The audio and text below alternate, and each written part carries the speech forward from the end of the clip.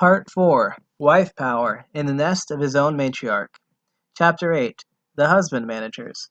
It is only the stupid woman who cannot command men. Marie Corley. The male is a domestic animal which, if treated with firmness and kindness, can be trained to do most things. Jilly Cooper.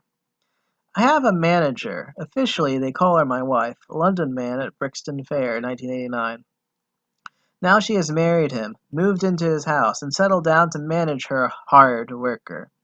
Husband management, the grand preoccupation of wife power, has as its prime objectives to keep the husband productive of enough wealth, status, power, fame, etc., as will satisfy the wife's own ambitions, and to keep him from running away, however harrowingly she exploits them.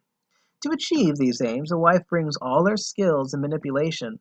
In the art of managing men, rare is the male Caesar who can match the average girl of 17.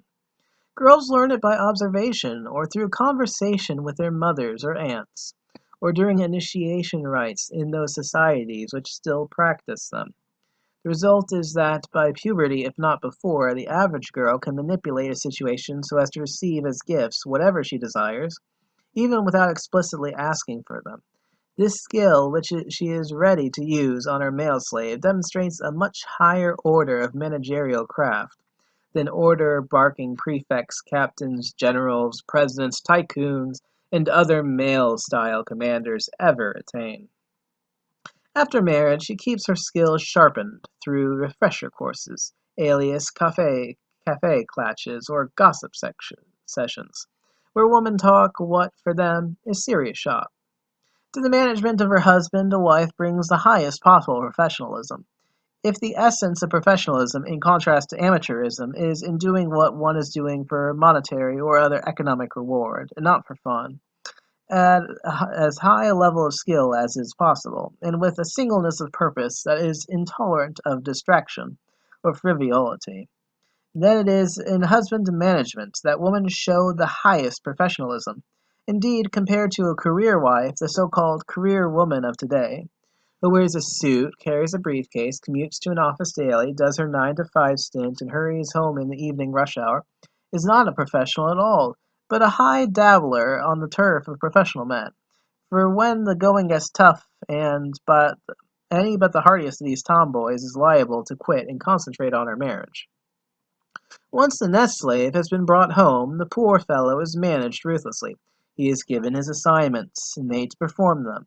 He is routinely henpecked and spied on. If he is particularly recalcitrant, he is threatened with starvation, with loss of peace of mind, or with loss of sexual privileges.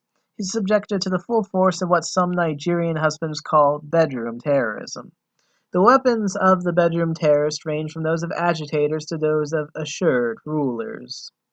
The repertoire includes praise, shame, flattery, guilt-tripping, nagging, putting in the wrong, sex strikes, the big and the little lie, the silent withdrawal of approval, the ruthless manipulation of male insecurities and fears, the shattering of fragile egos, incitement to rivalry, misinformation, disinformation, deliberate confusion, and disorientation.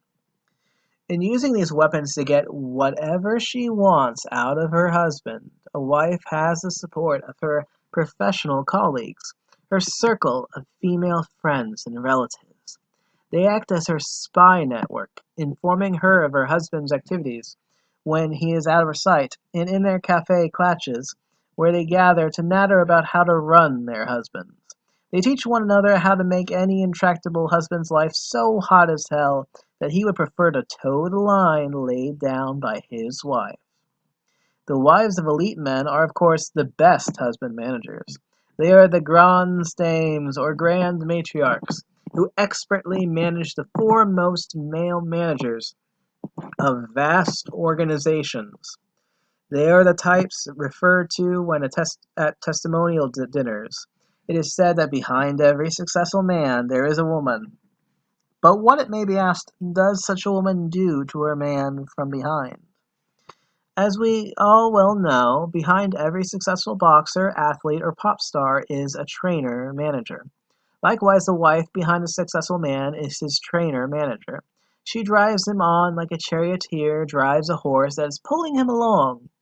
In her hand she holds the reins of criticism and admiration, of sexual reward and punishment.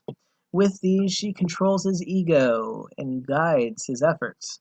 She also has at her disposal the entire set of social arrangements, cultural values, and psychological forces which for millennia have been organized for the exercise of wife power. These include the facade of patriarchy, the double standard, a man's fear of woman, man's silly soul, which is full of sentimental illusions, their almighty baby, and man's fear of divorce.